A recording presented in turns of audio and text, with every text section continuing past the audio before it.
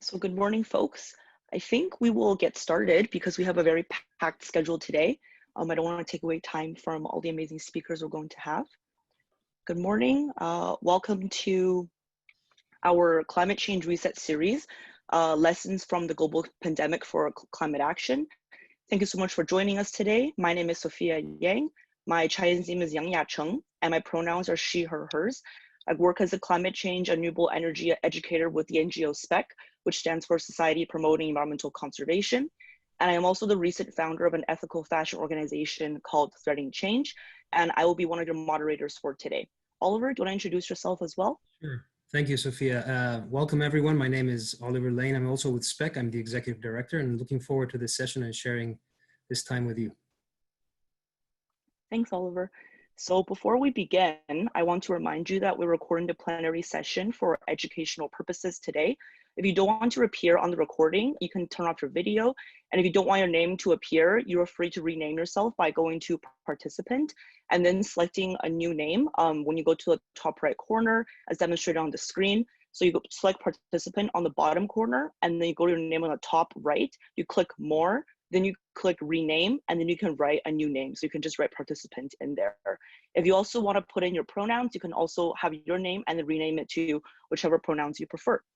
And also just want to let you know that guiding us today, we will be using the Chatham House rule of non-attribution, which means that we will share ideas without naming certain people. The purpose of this rule is to encourage open exchange of ideas without concern for who owns these ideas. So this session is hosted by SPEC and also the Faculty of Environment at Simon Fraser University in collaboration with Participedia.net, a global research initiative. And we also recognize and appreciate the North Family Foundation for funding and also Canada's National Observer as our media sponsor. And also thank you to the Vancouver designers for helping us with the technical side of things today. So today is the fourth out of 5 sessions of our Climate Reset webinar series. I'm humbled to be a part of this amazing series and look forward to all the learning and unlearning we'll be doing today.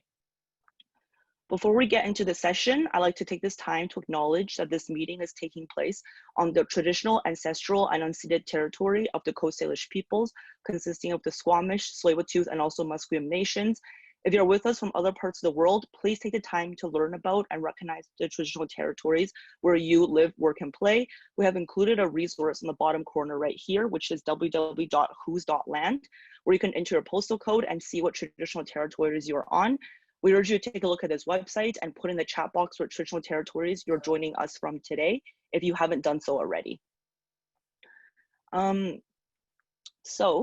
The focus of today's session is climate justice and over-targeted communities, investing in resilience. So it's no secret, 2020 has been a tough year for everyone. What started as a curious and hopeful celebrations around the world ringing the new decade quickly came to a halt when our lives were disrupted in every way imaginable due to the coronavirus pandemic, a virus beyond our initial understanding and control at first, with over 7 million confirmed cases and over 404,000 deaths worldwide. As the pandemic dies down and our economy starts to reopen, it seemed impossible that yet another great catastrophe would strike in 2020. But with all the unpredictability and sadness this year brought, on Monday, May 25th, George Floyd, a 45-year-old Black man, was killed at the hands of Minneapolis police in a racially charged police brutality tragedy that caused peaceful and not so peaceful protests all around the world. Perhaps a little closer to home, on May 27th, research Kochinshi Paquette, a 29-year-old Indigenous Black woman in Toronto, and also on June 4th, Chantel Moore, a 26-year-old Indigenous woman from BC living in New Brunswick, are dead after both were shot by police not long after Floyd's death. All these tragedies showcase how thousands of people around the world are coming together to demand not only justice for George, but also calling for defunding police departments and condemning anti-Blackness racism all around the world. We wish to take the next 10 seconds to have a moment of silence to remember all the Black and Indigenous lives lost around the world, and take this time to remember and explore on later in the session how climate justice cannot exist without racial justice.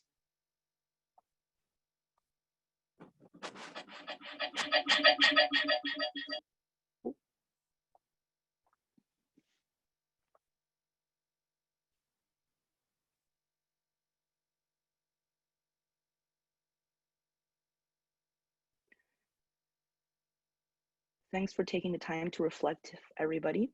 And Underlining these two events in 2020 that will go down history books forever, the climate crisis looms in the background both locally and globally, with many scientists and researchers predicting that the fire season this year in British Columbia will be the worst fire season yet. International climate negotiations, such as the COP conferences held by United Nations, have been paused for this year due to COVID-19, while not making much progress at the COP25 in Madrid last year. But one thing's for sure, it's usually over-targeted communities and also overexploited populations that are the most affected by all three of these issues. Marginalized communities consisting of Indigenous populations and people of color in Canada do not have the same accessibility parameters as others. For example, have you heard of the infrastructure ban that Jason Kenney's government have put on recently to ban protests in pipeline areas in Alberta in the last week? These are just some examples of great injustices placed upon marginalized populations in Canada. In addition, the burden should not always be placed on Black, Indigenous, and people of color to do all the teachings of privilege and justice. Everyone must stand up and show up as allies. It's time we started weaving in solutions-based climate, racial, and also health justice for all. We have 4 incredible speakers joining us today to explore the intricacies and complexities surrounding climate justice, and particularly how we can plan and move forward with over-target communities in mind. They are Emilee Gilpin from National Observer, Jocelle Refol and Jestinne Punzalan from Shades of Sustainability, and Petros Kusmu from Deloitte, Hogan's Ally Society, and also the Vancouver Global Shapers. I will be introducing them momentarily. But before we fully dive in, I want to put out a final reminder as to why we're here today. We're here today to put those who have been underrepresented on the front lines first. In having these discussions surrounding justice issues, you may get uncomfortable today and feel challenged. We wish to remind you to ground yourself and don't put away these uncomfortable thoughts. Instead, use them as a launchpad and learning platform.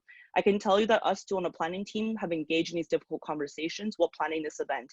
In our commitment to learning, reconciliation, and justice, one lesson we learned is changing the event name from vulnerable communities to over-targeted communities instead. We did this to reflect systemic barriers in place for populations to overcome, to become vulnerable beyond their control, and felt that over-targeted was a better term to use.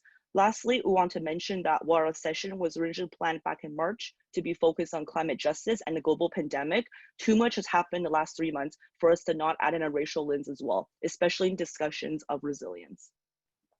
So moving forward, here are some community guidelines I want to bring your attention to today to ensure we have a smooth and inclusive session. Please be present given the circumstances, turn your video on if you're comfortable, put away your phone, and also close and mute other tabs. Don't worry if other people are walking in the background while you're on the call. We all have families, and sometimes it's actually cute seeing a pet or a family member. Use the chat for comments and questions for opening introductions during the break and also the end of the session. Thirdly, feel free to comment using reaction features such as thumbs up, high five, or write +1 in the chat. Oliver will now demonstrate some of these reactions I'm talking about. And fourth, don't assume pronouns and gender or knowledge base based on someone's name or video image. Please refer to people using the names they provide. Number 5, be aware of your involvement. If you ask a question or share a comment, ensure that new voices are heard before you contribute again. And lastly, we all have needs. Refill water, stretch your body, take bathroom breaks, have a snack, and make sure to take care of yourself. So how our session will go today is first we'll hear from our speakers for 30 minutes, and then we'll take a few moments to reconnect in small groups, followed by a Q&A session and also an answer share back period. And lastly, we have an optional reflection time from 11 to 11:30 if we wish to discuss more on allyship and also do some casual networking. To launch our conversation today, I am very excited to introduce Emilee Gilpin. Emilee is a Michif nomad living in Bahia in the northeast of Brazil. Emilee is a managing director of the National Observer's First Nations Forward series, dedicated to stories of success and self-determination in First Nations communities in British Columbia. Emilee is a contributing editor for Discourse Media APT in partnership and gives workshops and presentations on decolonizing journalism and anti-oppressive media. Emilee has been nominated twice for the Canadian Association of Journalists Emerging Indigenous Journalist Award.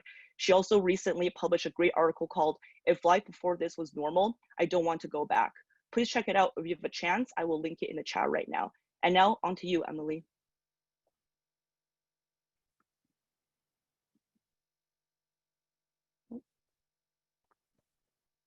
Hello, good morning, everyone. Bom dia from Brazil. I'm joining you today from Bahia.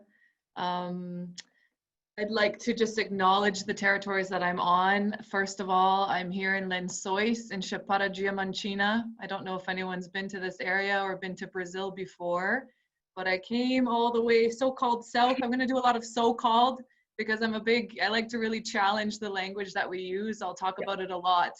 But I mean, the global south, right, is just a matter of which way you're looking at the map. We have to challenge the constructions, the ways that we the words and the concepts that have been normalized in North America and elsewhere.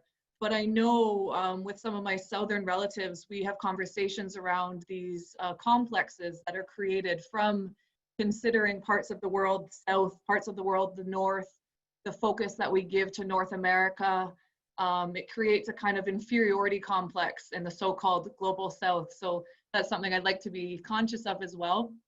But I'm joining you here from Lençóis, Chapada Diamantina. This is an area that has a history of mining, first gold mining in the 1700s and then diamond mining. And it wasn't until the 1994 that mining kind of ended and tourism started. So I found my way to Brazil for my sister's wedding. She married a Brazilian. And I stuck around afterwards. I also went to Peru and I was building relationships with folks who are involved in community media in Peru as well. I speak Spanish and now Portuguese from being here.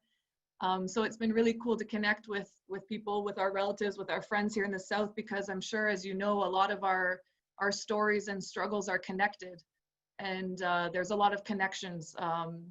Especially with what we see happening right now with this outcry against racism, against the murder of Black bodies, the incarceration of Black bodies and Indigenous folks as well.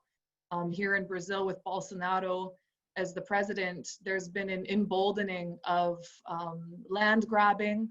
There's been a halting in the recognition and the marcation of Indigenous territories. There's been ongoing violation of Indigenous rights.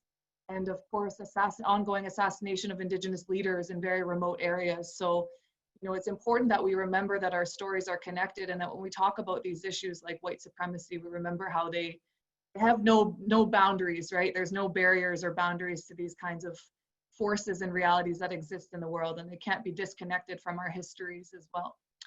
So that's where I'm joining you from today. Like I said, my name is Emilee. I call myself a Michif nomad because it's true. That's what I am. Michif is it's a word that means the Métis language, but it also means mixed. So I'm Cree and Métis and Filipina, and also Scottish and Irish. So this whole concept, which is very tricky and slippery, but this whole concept of reconciliation has been very interesting for me personally, because I'm always having to reconcile the many worlds that I embody. So it's a space that I'm interested in, and it's also a space that I've been called into, this middle space, being a shapeshifter, a code switcher. You know, I'm white passing, so I can pass in a lot of white spaces that may not be safe for more racialized folks, but then I can also pass in other spaces as well, and that charges me with a responsibility to, like I said, shapeshift and code switch and carry about messages and try and find common language and common understanding. So that's drawn me to journalism, this great space of journalism. And when I joined the journalism world, and I'll just start sharing my screen with a presentation for you here. But when I joined the journalism world, I realized that it was very problematic. Like a lot of things, I realized, wait a minute, if I take what these mostly white, all white, but mostly male profs were telling me in a graduate program at Concordia University to do, how to do the job, I mean, I feel like it would cause a lot of harm. Not only were things that I was being told and taught contrasting with, and I just want to make sure that I'm cognizant of time. Sophia, can you let me know when I have 5 minutes left? Yep, definitely. Great. So not only did a lot of what I was being taught contrast with my own teachings, you know, cultural teachings, familial teachings, but also it contrasted with a lot of the anti-oppression, anti-sexism, and anti-racism training that I had gotten involved in my undergrad as well. So I started to give workshops at university, while learning how to be a journalist, I started giving workshops on anti-oppressive techniques, and I haven't stopped giving those workshops. So I've spoken at different events, I've given workshops in different newsrooms. I was in Toronto in January. I gave a workshop to the Vice team in Toronto there and talked a lot about ways that we can do our jobs without causing more harm, without falling to the traps of poverty porn, of victim-based narrative, of romanticizing, mystifying, sensationalizing peoples that we don't have relationships with, challenging the concept of objectivity and all of these things. So I'm going to get more into that. But the topic today is solutions-oriented journalism, elevating Indigenous voices. So I'm going to bring us to this quote here. This fact. Indigenous peoples make up 5% of the world's population, occupy 22% of the world's land mass, and protect 80% of the world's biodiversity. And I feel like that's one of those things where we could just drop the mic and just meditate on that intensely for a long time. And you're just going to understand, you know, hopefully what I'm trying to get to in this presentation.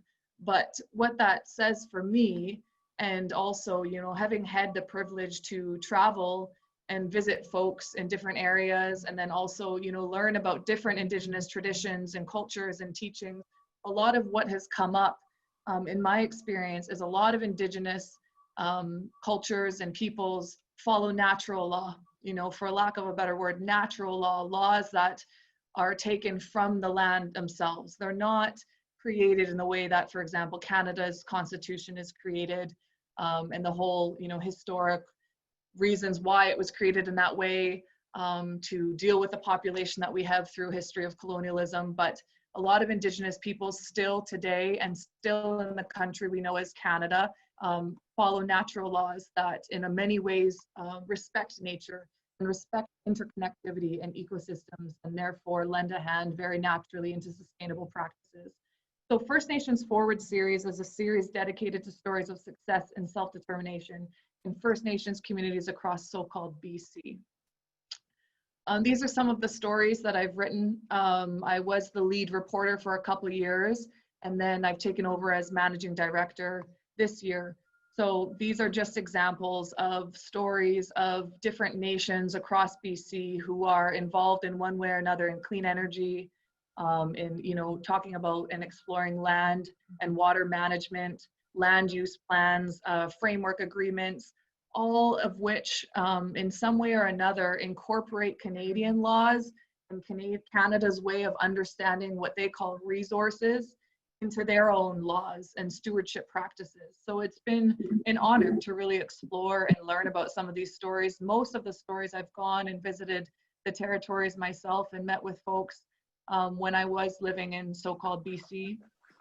So you can explore some of these stories, but you know, these are in many ways solutions, right? And so I like to think of it in terms of old ways forward, because there's a lot of old ancient value systems and laws, governing systems, sophisticated governing systems, functioning, tried and tested governing systems that work, that we can look to today. So here I wrote, people forget that Indigenous laws are ancient natural laws that respect interconnected ecosystems and humans as a part of the greater whole. This is why they have lasted for thousands of years. This is why they work. So just going back to this, there's a great Anishinaabe philosopher, Kyle Powys White, and I had the privilege of interviewing him. And at one point, he made a really good point for me where when we talk about trying to address the climate crisis and find solutions, a lot of the time Indigenous peoples in, you know, professional documents, UN documents, are treated as a footnote, or they're mentioned as like Indigenous peoples protect, you know, like that fact, 80% of the world's biodiversity. But at the same time, people are practicing a culture of trying to find solutions that is almost rushing around and creating new policies and trying to adjust systems that are already broken. And that kind of running around and rushing, that's not in many ways reflective of Indigenous ways of doing things. So it doesn't actually leave the time and the space that we need to build just and reciprocal relationships that are necessary for the social cohesion we need to actually address the problems we face today. So in many ways, I think about, you know, when you see a flock of birds flying above, that social cohesion that they have, when you look at a mass salmon spawn, when you look at what other relatives are doing or have done to be able to be instinctively and intuitively in the flow of nature, and to be doing the work that they need to do to be open, and creates a concept when you let your spirit speak. And there's a lot of work that we need to do to heal, to be well, and to be connected to nature. And a lot of different Indigenous ceremonies, for example, are about that returning and that remembering and that reconnecting. But we need to remember when we're talking about solutions that there is a lot that is available to us, but a lot of that depends on the energy and the space that we give to building those relationships and making space for people to share their knowledge. So like I said, a big part of my work is about unlearning and decolonizing our minds and our beliefs so that we can build relationships, shift our gaze, and listen to knowledge keepers and alternative teaching. So when I say shift our gaze, that's been really interesting for me in my work as a journalist, and I might challenge you as if you consume the news or if you're a part of creating a narrative as well in your own space, if you start to challenge what is the gaze here. And that's come up for me when I write, for example, about Indigenous rights. If I center Indigenous rights around Canada's way of understanding Indigenous rights, if I center it in Canada's Constitution, Section 35, that's elevating Canada's laws, rather than recognizing in many ways that there are pre-existing ancient legal systems, Indigenous legal systems, there are international laws, there are human rights that people have. And so in some ways I've challenged myself to not constantly center a colonial narrative in what I'm writing and then treat everything else as a periphery. So in many ways, this work is very philosophical, and it takes a little slowing down and thinking about. This here on the left is my grandmother. This is Irene Chartrand. She was a radio, I think it's really cool because she was a radio DJ in Churchill, Manitoba. She grew up in the Paw. All my Cree and Métis relatives are from Manitoba. And she played a stint as a radio DJ, which I think is cool because in many ways, I think I followed her footsteps. She was like an outspoken, cheeky woman in the 1950s. And I mean, I definitely have inherited that. So just a couple notes here to remember to slow down in our work of finding and elevating solutions, slow down to build relationships, to question the practice, recenter the gaze, avoid treating Indigenous stories and knowledge and laws, governing systems and cultures as a periphery to colonial worldviews. Elevate Indigenous voices, share positive stories, address your own biases, demand better in the newsroom. This is something that I do quite a bit. Set a higher standard. So, for example, I talk often about the fact that journalism, and not just journalism as a profession, I mean, the whole world at this point is in a state of metamorphosis. We're in a state of profound transition. And we have, even on a quantum physics level, we have potential, we have options available. So let's be conscious of that. And let's manifest the realities that we want. Let's address the problems and be accurate in addressing the problems with our language and conscious of that. But let's not focus on the problems, and let's not just stay in this loop of triggering each other's anger and trauma and pain and problems without actually talking about the positive solutions, without uplifting the people who are doing the work, not just on the front lines, but in every space to create a better future. So there's power in the stories that we share, the stories that we consume. Be clear about your intention. Intention is a big part of my work as well. Intention is a big part of all of our allyship, all of our social justice work, all of our climate activism. We need to be clear about our intention. What exactly are we trying to do? And what is that going to take? So this is just, when I took over as managing director this year, I was meant to be back in the West Coast. But obviously, when everything happened with COVID-19, it wasn't safe for me to travel back. It's a long journey to get to from where I am. I'd have to go back to Salvador, to Sao Paulo, Toronto, Vancouver. It's a long journey. I'd just be asking to pick up the virus and put other folks at risk. So I stayed put, and I thought, well, I still want to continue to, I'm still managing other writers and contributors and really, really stressing an anti-oppressive practice. But I launched a Facebook Live interview series. So every week I've been interviewing different friends, but community leaders and politicians, chiefs, knowledge keepers. So you can check that out on the Facebook First Nations Forward series. And this is just a little highlight reel just to give you a sense of what we've discussed. I think it will let play. We are our stories, and there is power in the stories that we tell and the stories that we carry. This coronavirus, it has given nature a bit of time to rebound. And it's all about the land. It's always been about the land. Look what Canada and BC are doing. Like, they're failing at everything. Many people in this province, in this country, want change, want justice for Indigenous people. It's still the same story. Now we're winning. My question to you is reconciliation dead? What kind of language efforts have you been involved in? What brought us here, and how are we going to move forward?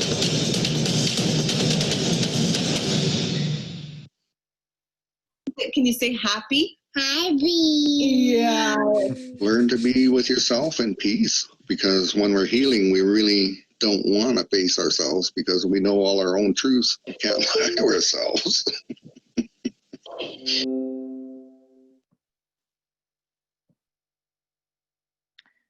So these are some, just some other photos that I've taken, all of them from different stories, that I've been a part of. Each photo is a story. Each photo tells a story of a people who are fighting for their lives, who have been putting their lives on the line for a long time and come from generations in many ways of people who have been having to spend their entire lives fighting, not only for their own rights, personal rights, but the rights of their people to exist as who they are, as who we are. And of course, that is always and often very connected to the rights of the lands and waters and all of the other relatives and creatures that share those ecosystems.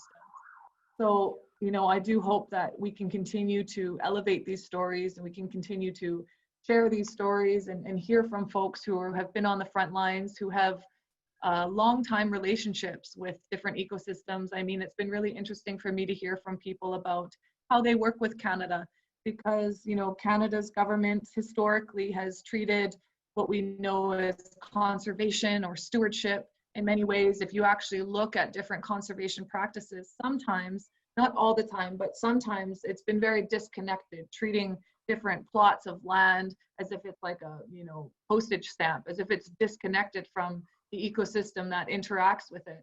And that's not always the way that things are done with Indigenous folks. There's often recognition of the lack of boundaries and a lack of borders in many ways. Like, I think there's a reason why there are nations that were split, on the so-called US side of things, so-called Canadian side of things. There's entire nations.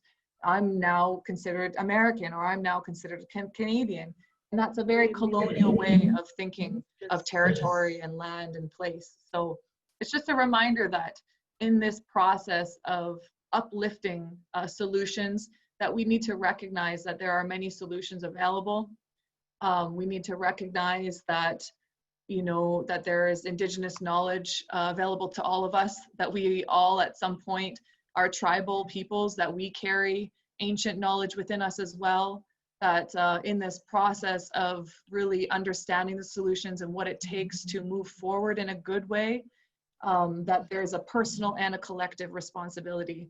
And that there's going to be an ongoing process of decolonization. And I mean, I think we see that happening in the world right now. As much as there's a lot of turbulence and a lot of pain, I do see a lot of positive things. Like, every time I see a statue being knocked down of a former slave trade or colonizer being knocked down and crashed into the water, I'm not saying that's the only solution, but it doesn't, in my opinion, it doesn't hurt. It's a little bit like good medicine. So that's really all I have for you. Sophia, how much time do I have left?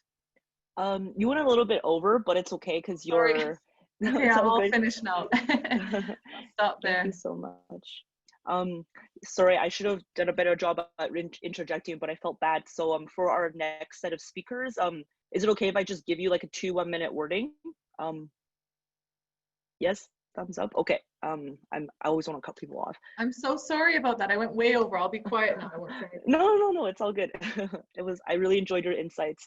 And I really resonate with what you said about the fact that the way we look at the global South is a matter of how we're looking at the map, and that in terms of thinking about our own prejudice, when we address people in other parts of the world, they have their own unique stories and their own unique lives. And sometimes it can be difficult to engage in reconciliation conversations because of people's unique identities. But talking about identities and all about storytelling, allow me to introduce our next set of amazing speakers, Jocelle, Refol, and also Jestinne Punzalan from Shades of Sustainability. Let me just share my screen. One moment.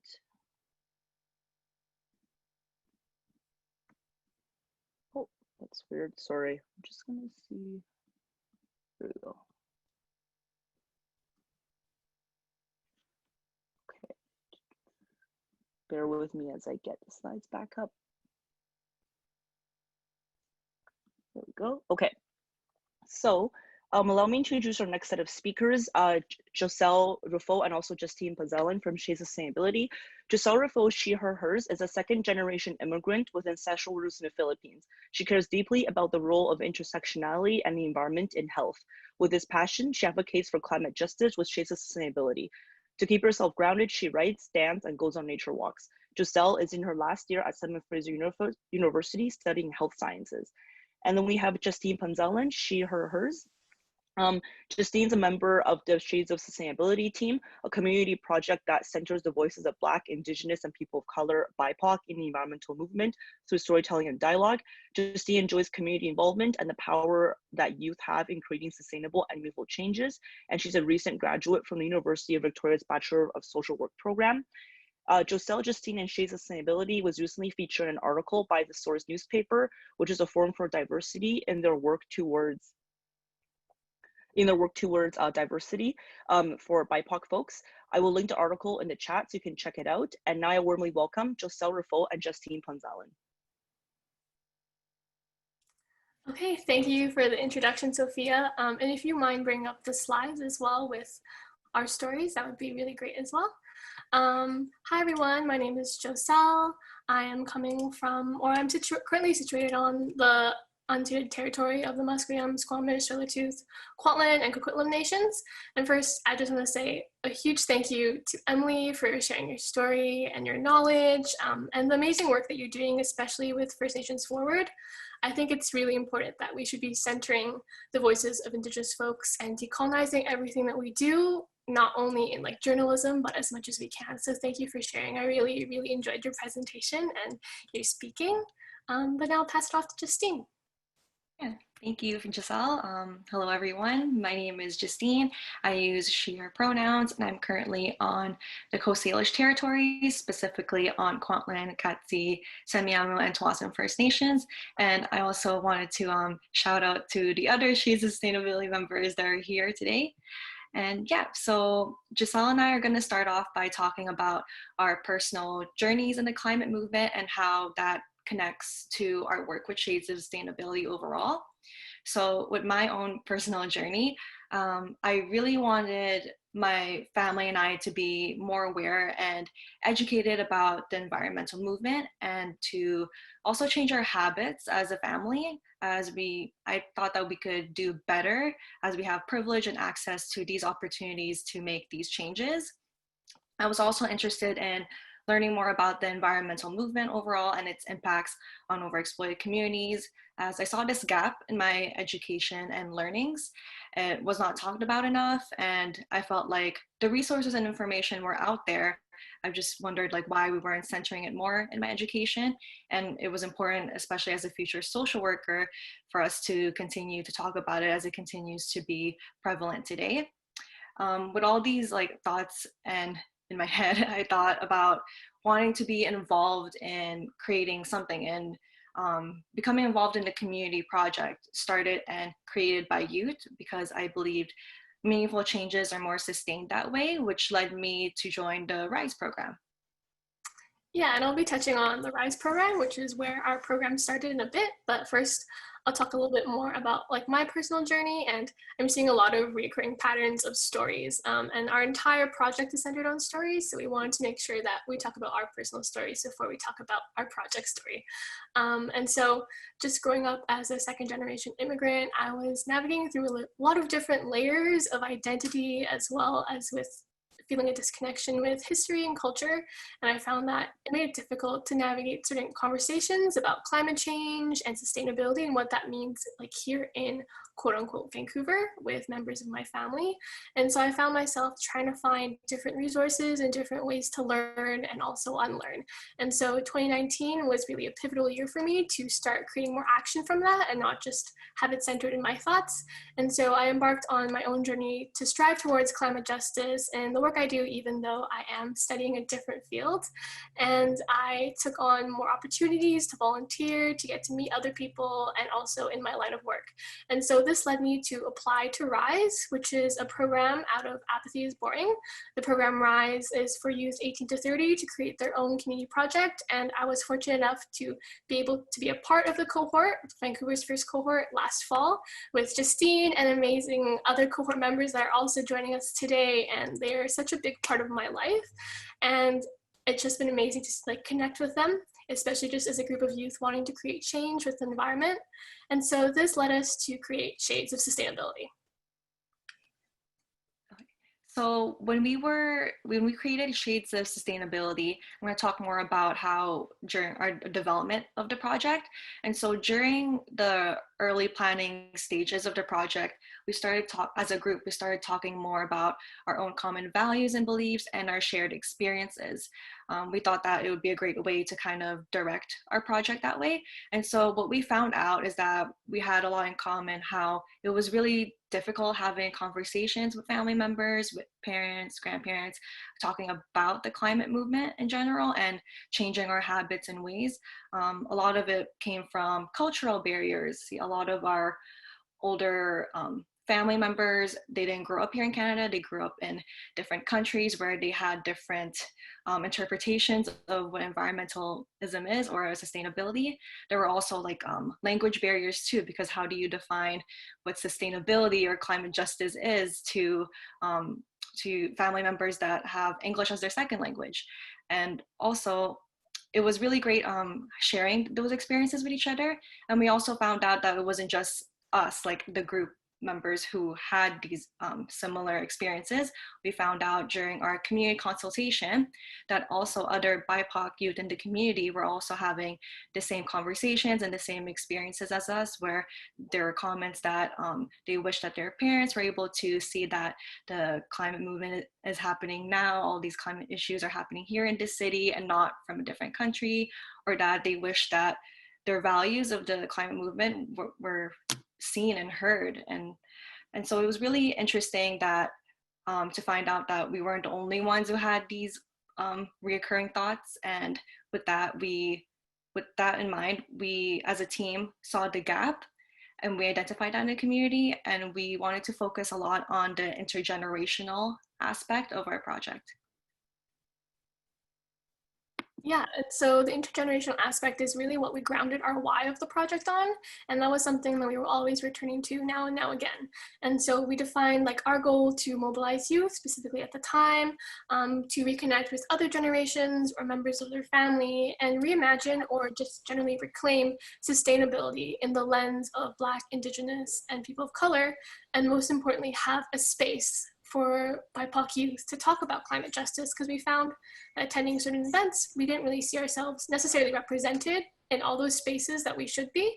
And we found that in a way of having our project, we could have like difficult conversations or address language barriers and any different cultural understandings. And because we realized that with sustainability, that could look and sound totally different depending on where you grow up. It isn't necessarily what we define as we do in Vancouver. Like in Vancouver, it's very much like eco-friendly trend and getting certain products, but it's so much more than that, especially depending on where you grew up.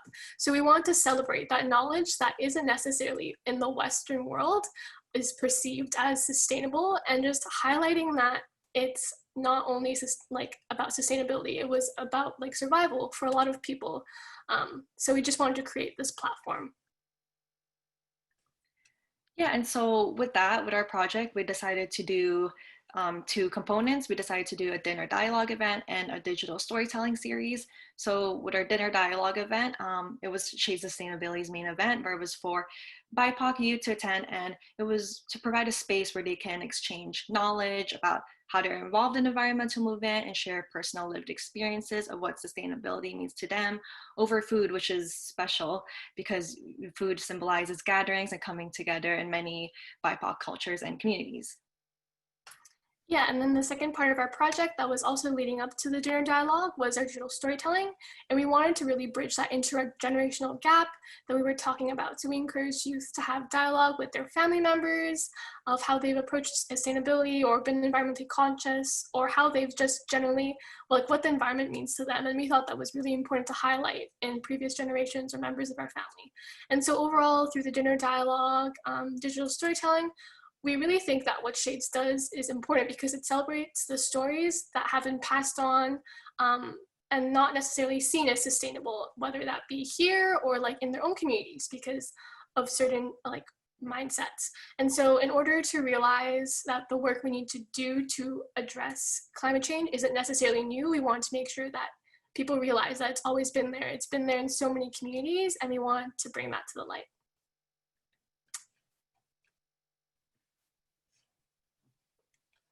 And that's what we have to say, Sophia. We're done. Thank you. Thank you. Amazing. Thank you so much, Jocelle and Jestinne.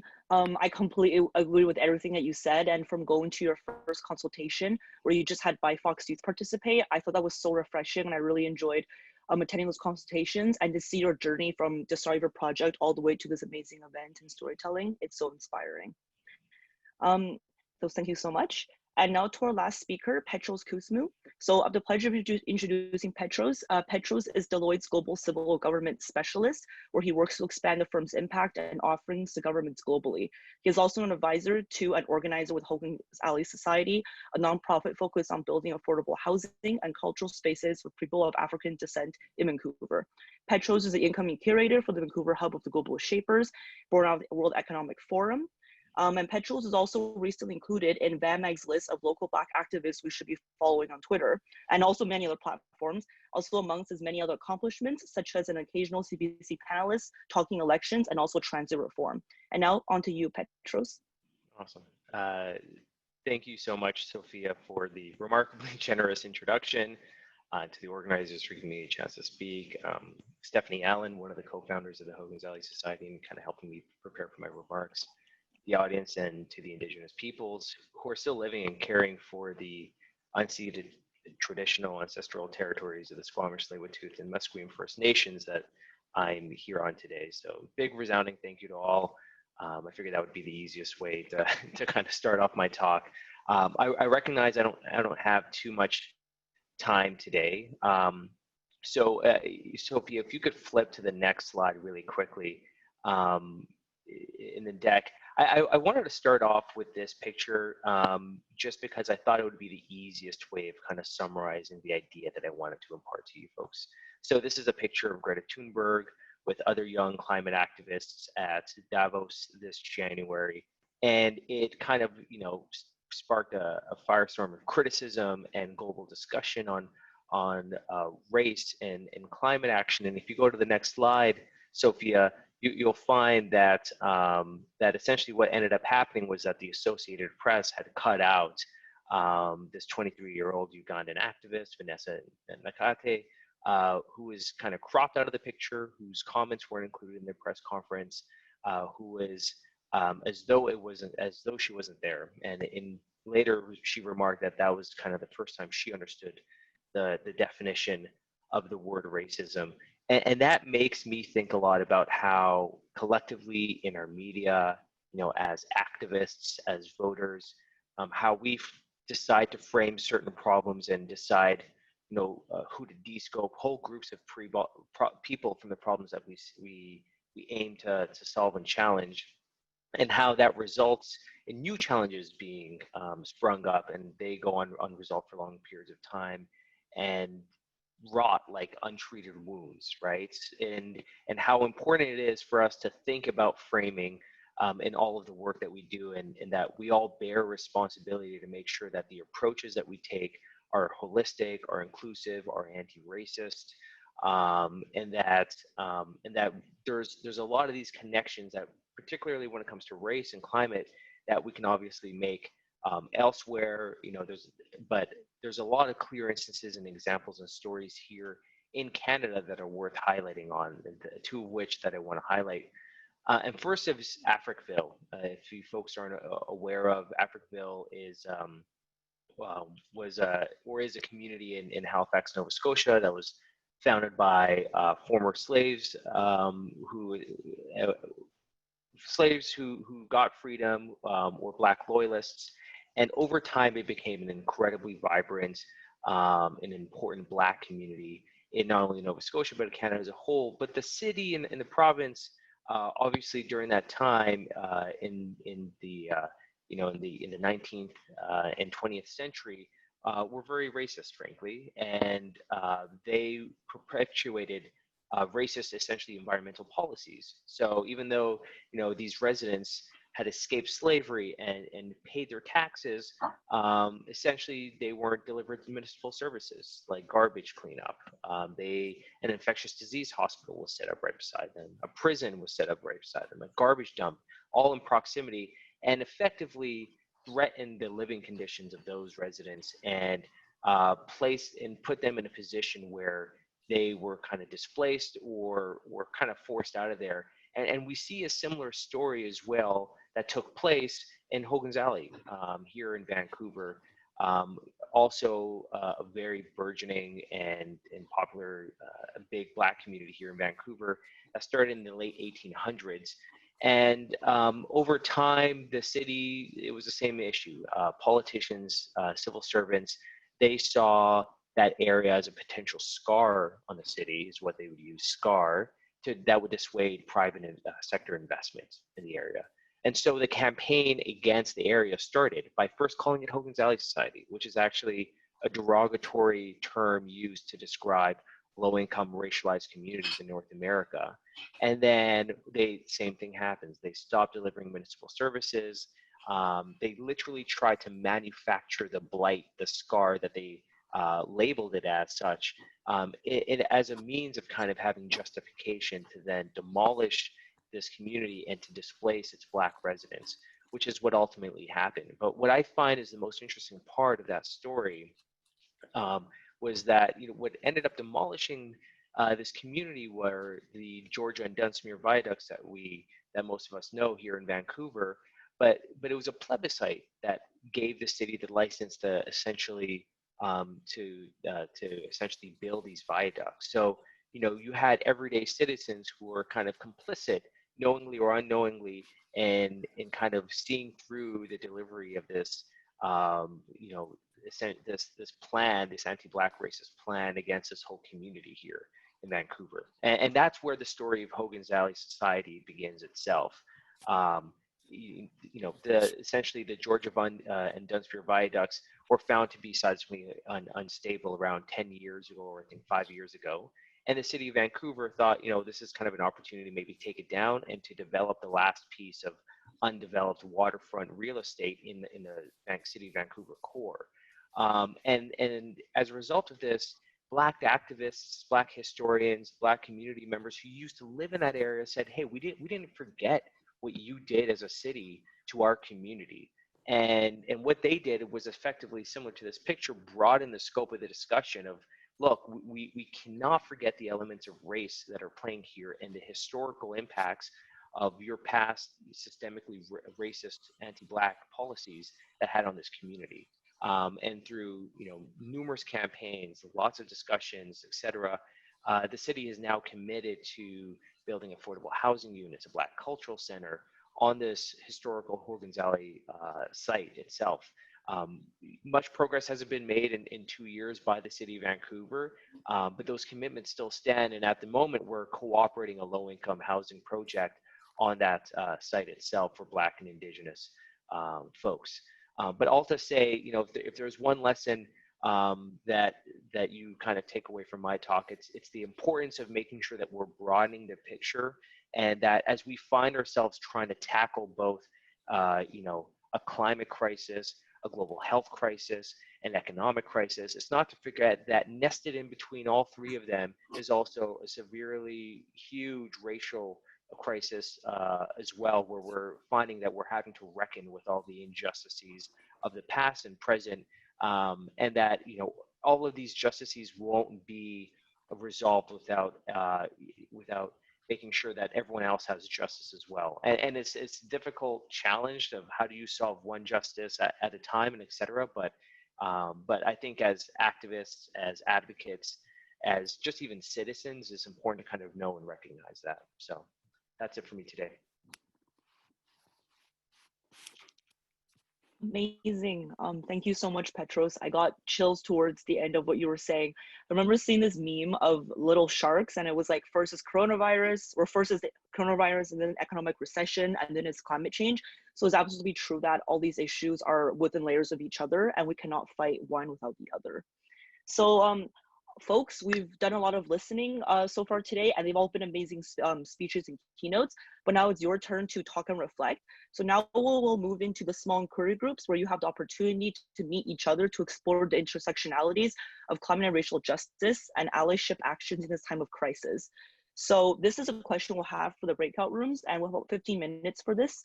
We'll be sending out a Google Doc where you can take notes. Please do so to write down your thoughts. And the question is, intertwining climate emergency, COVID-19, and the Black Lives Matter movement, what are the stories we need to tell right now to address the systemic injustices at the root of all three? We've gone through, we've done the best we can to grab some of the comments and questions that you've posed in the Google Doc. Thank you for doing that. Thank you for taking the time to share your thoughts. And so a couple questions for the speakers, and you don't all have to answer the same question. We have about maybe 10 minutes to address some of these. So if you feel inclined to jump in and answer any of these, please go ahead. So let's start with this one. Any additional thoughts on how local environmental and community organizations can support initiatives run by Black, Indigenous, and people of color community members? How can we elevate their voices? Anybody want to take that one?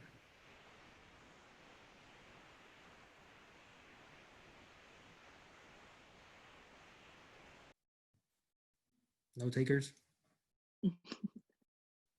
Tough questions. I know there are a lot of leaders from the environmental groups and community groups that are looking to do something here, to take action, and there's a lot of questions of how to do that effectively, and how to elevate the voices that need to be heard. Hey Oliver, it's Ruth, she, her, hers. As someone in our group mentioned a hashtag called, sorry, I'm just looking at it, Share the Mic Now, which was amplifying other voices, and it's kind of like expanding people's perspectives. So I thought maybe I could share that. That was me, Veronica Birch, who brought that up.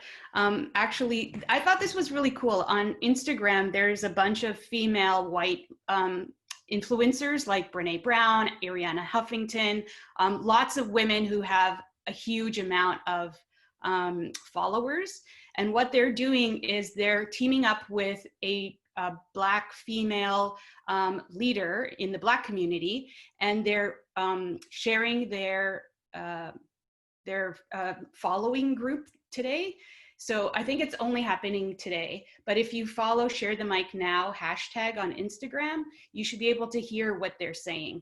So basically, white women are acknowledging their privilege in this space, that they have a huge amount of followers and a lot of people who listen to them, and they're giving over their platform so that Black women can use their voice and reach a lot more people. And I thought this was a really beautiful and inspiring idea of how women and people in general who have privilege can help elevate and lift up others who may not have the same kind of spread with their voice. So I thought that was really cool. So I Mhm. think we could take that type of idea and use it elsewhere. Thank you. I'm just also going through the chat here, and there's an interesting point here, I think by Michaela. Our group was talking about how by virtue of asking questions like how can we elevate those voices, we are reinforcing a power divide between establishment, also known as white supremacy, and outsiders. Any comments? That's a very fair point. Any comments from our speakers on that? Yeah, I can take that briefly. I think, yeah, using the word how can we elevate those voices definitely reinforces a power divide. And I think it's more of like, if you're in a position of power, you shouldn't necessarily be elevating, you should be making space. I think especially in positions of power, especially for white folks in positions of power in terms of in working in sustainability environment, you take up a lot of space. And I think we should be making space for voices who aren't necessarily represented in the institutions that we're in. So making space by building relationships and creating, I think it's really important to create that relationship before you make that space for that person.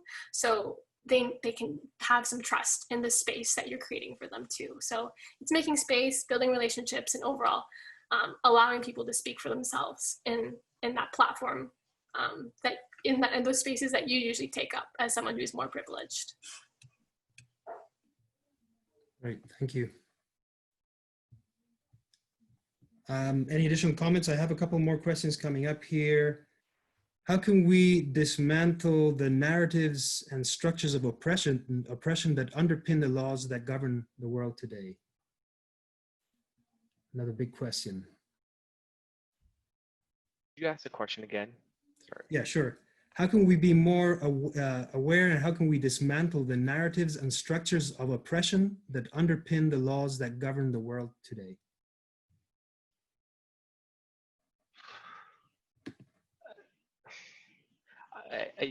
Just because it got brought up in my group, I think self-education is kind of the obvious, but perhaps most impactful answer. It's to understand these forms of oppression, I think folks are going to need to kind of take time and also resources. So that may involve money, but that will certainly involve labor. To kind of like seek out to self-understand and kind of all that's out there, written by, Black, by Indigenous, by whomever else on kind of these systems and forms of oppression, before perhaps leaning directly on to these individuals to kind of like seek out their own individual stories. The point that I was trying to, we had a bit of a discussion, and one of the points I wanted to make is that, I think for some folks, they're open to kind of having these discussions about their personalized stories about how these systems of oppression kind of impact them personally. But where most people don't want to entertain a conversation is they feel like the other party is starting from ground zero, because that takes a hell of a lot of work to kind of like get from ground zero to like a somewhat like decent fluency in which you and I can have a more nuanced conversation about how, systemic racism and whatnot. And that's assuming if I even want to have the discussion as well. But anyways, the point being is take time and resources to kind of like educate yourself, and that being perhaps one of the more important first steps for anyone to kind of take. That's very helpful. I can jump in too. I also think, I know I mentioned it a little bit, but we need to dismantle and problematize colonial white supremacist capitalist value systems, right? So in a big way, there are cultures that normalize capitalist value systems, like that it's okay to value the economy over people's lives, for example.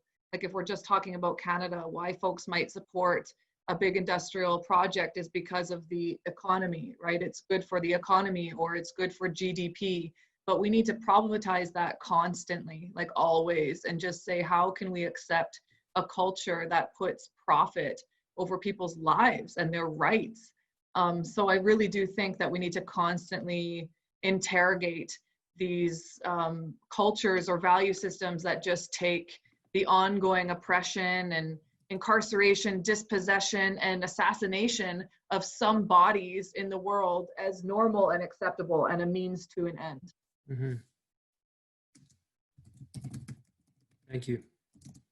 Yeah, and I'll just, I'm Jody, I work at the David Suzuki Foundation, and yeah, really appreciate everyone's contributions. I think one of the things that we've been working on to go alongside the active like anti-oppression, anti-racism work that needs to happen, and it's not to diminish it, but alongside of it, I think part of it is for us to also put racialized communities, people of color, Indigenous communities, especially in Canada, in the position, showing their position of like authority in solutions, and present, help like leverage our audience, like share our audience, for them to tell their stories of success. So we've been doing a lot of where we see Indigenous communities, but also racialized and like religious communities across Canada, what their role has been in the transition to a cleaner energy economy. And I think part of that work is around empowerment, and it's not about presenting victims, it's about presenting leaders who are taking really big steps, that's saying and actually saying we need to follow, instead of like it's like us needing to lead. Can I add to that point Jody made, which I thought was great? You know, I think one of the other challenges too is like making sure that we're not only centering conversations, on these, with these communities and having them front and center, but also like building capacity in a bunch of these communities, like, making sure that they have the financial and the wherewithal to actually do this work is super important. And I think, especially with the sense I get is like with a lot of the agencies that we work with or whatnot, there's kind of an expectation of like, oh, like, you guys will kind of figure out this work, but funding is needed to really make sure that you can actually have an organization that does this on a full-time basis. So I think it's important to just think about that piece of like, how are we building capacity and in the communities that we're wanting to kind of put front and center. And that's also another form of allyship as well. But yeah, great comments, Jody.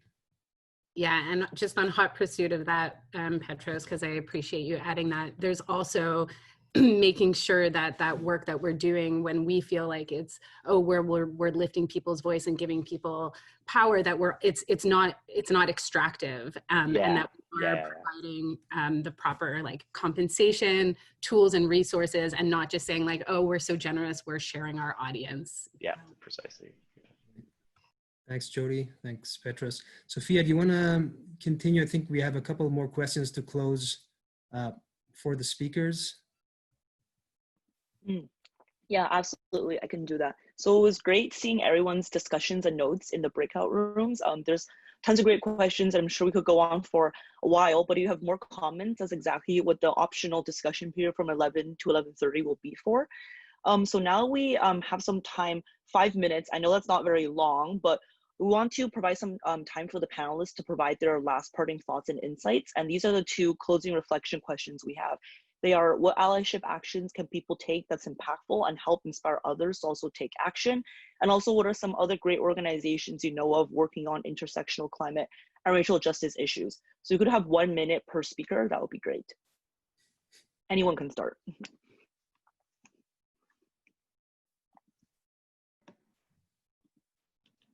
Okay, I'll jump in really quick. Something that I'm learning, and I am you and you are me and we're all connected, is the revolution starts within. And I know that it's been said before, but I think that it's something that we need to say over and over again. And really, we are more connected as creatures sharing this planet than we are separate and disconnected. So I would just encourage to continue to do that internal work with love and, and be gentle with yourselves.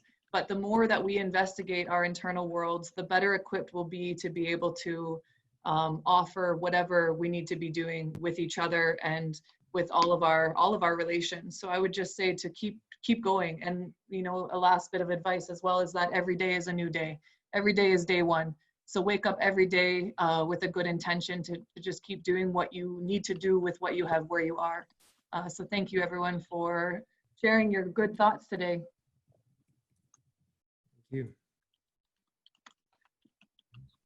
Yeah, I can go next.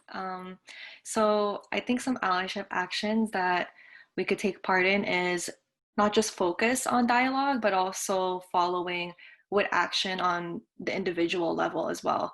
I feel like sometimes a lot of institutions and organizations, they focus a lot on dialogue, which is great, of course, because we need to have that safe space to have these important conversations, but it's also important for you to have a long-term action plan on what you're going to do on the individual level. What are you going to be doing to help these communities? What are you going to do with your privilege and your access to these opportunities to take action?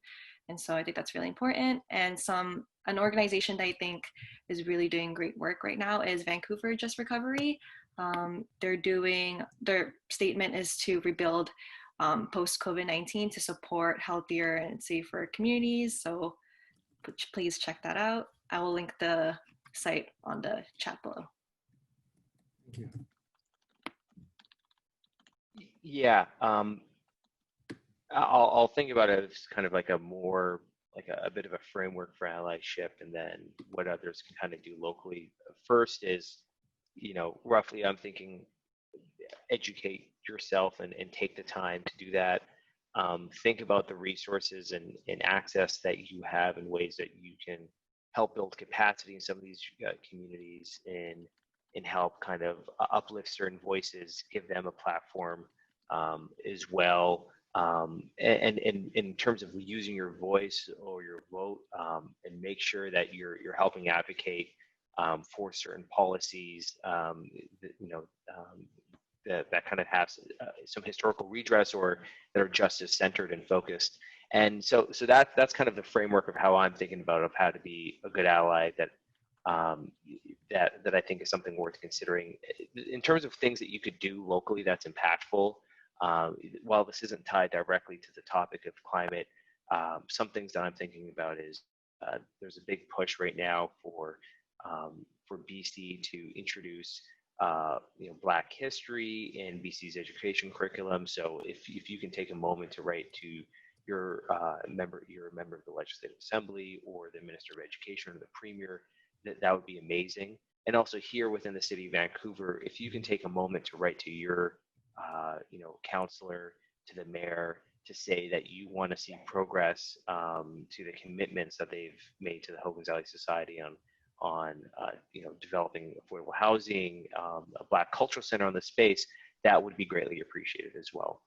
And also, if you want to throw resources, donate to the organizations. Hogan Valley Society is amazing. There's also the BC Community Alliance, and also the Ethos Lab, which is all three amazing Black-led and Black-centered organizations.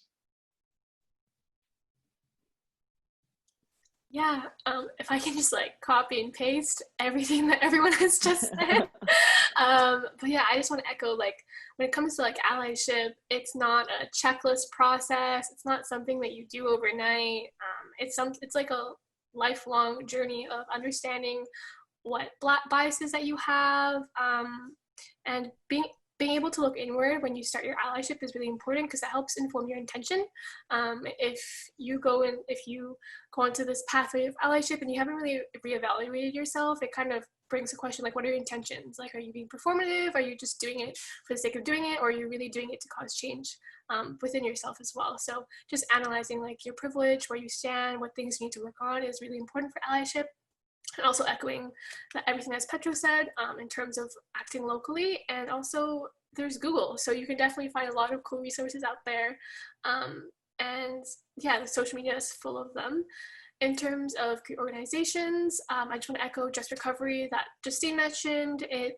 They're currently focusing on making sure that as Vancouver recovers from COVID, that we're not like exaggerating more of the existing inequalities and inequities in our system, and making sure that people don't fall behind, and also making sure that we're still following our climate plans and Indigenous rights as well. So that's a really important organization to support, and I'm not sure where they're at the moment because of everything that's going on. And also I just want to like amplify one book written by someone who's been working a little bit closely with shade sustainability. It's called One Earth. I'm not sure if it's still in store, but it's by Anuradha Rao, and I'll put her name in the chat box. But she created a book where she interviewed like 20 BIPOC folks all around the world about their experiences with the environment and their activism. And I think it's a really amazing story, focusing specifically on Black, Indigenous people of color. And it would be amazing if you could support someone as well in their journey too.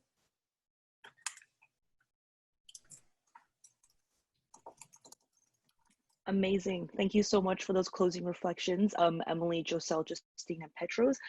So great segue, Jocelle.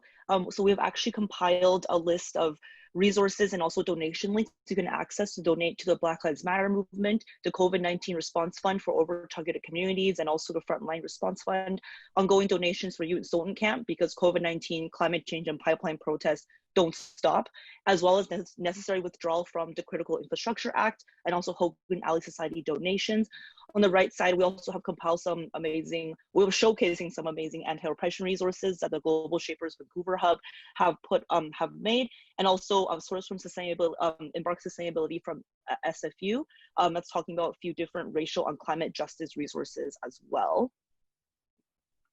And Oliver, do you wanna? Sure, yeah. Then we want to thank our organizers and sponsors, SFU, Faculty of Environment, SPEC, the Vancouver Design Nerds, North Family Foundation, Participedia, and our media sponsor, Canada's National Observer, and all of you for being here today. As Sophia mentioned, we do have about 20 to 30 minutes open in this same space, in this same Zoom call after we wrap up to do some networking and share some reflections and have a conversation. If you'd like to stay, everybody's welcome.